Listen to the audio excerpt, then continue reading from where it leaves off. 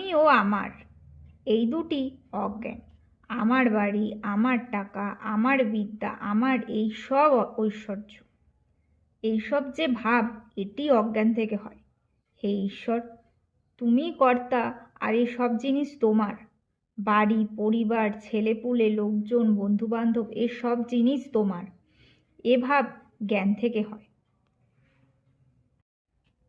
মৃত্যুকে সর্বদা মনে রাখা উচিত। মরবার পর কিছুই থাকবে না, এখানে কিছু কর্ম করতে আসা খালি। যেমন পাড়াগাঁয়ে বাড়ি, কিন্তু কলকাতায় কর্ম করতে এসেছে। বড় মানুষদের বাগানে কাজ করা মালি। যদি কেউ বাগান দেখতে আসে, তা সে বলে এ বাগানটি আমাদের, এ পুকুরটি আমাদের। কিন্তু সে যদি কোনো দোষ করে আর বাবু যদি তাকে ছাড়িয়ে দেয়, তাহলে আর ওই আমাদের, এই যে ব্যাপারটা। ভগবান দুটি কথায় হাসেন। কবিরাজ যখন রোগীর মাকে বলে, মা ভয় কি, আমি তোমার ছেলেকে ভালো করে দিব, তখন একবার হাসেন। এই ভেবে হাসেন যে আমি মারছি, আর এ কিনা বলে আমি বাঁচাবো।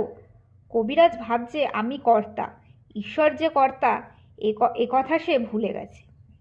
তারপর আর একবার হাসে যখন দুই ভাই দড়ি ফেলে জায়গা ভাগ করে বলে। তারপর আরেকবার হাসেন যখন দুই ভাই দড়ি ফেলে জায়গা ভাগ করে বলে, এ দিকটা আমার আর ও দিকটা তোমার। তখনও ঈশ্বর আরেকবার হাসেন। এই মনে মনে করে হাসেন যে আমার জগৎ ব্রহ্মাণ্ড, কিন্তু ওরা বলছে এ জায়গা আমার আর ও জায়গা তোমার।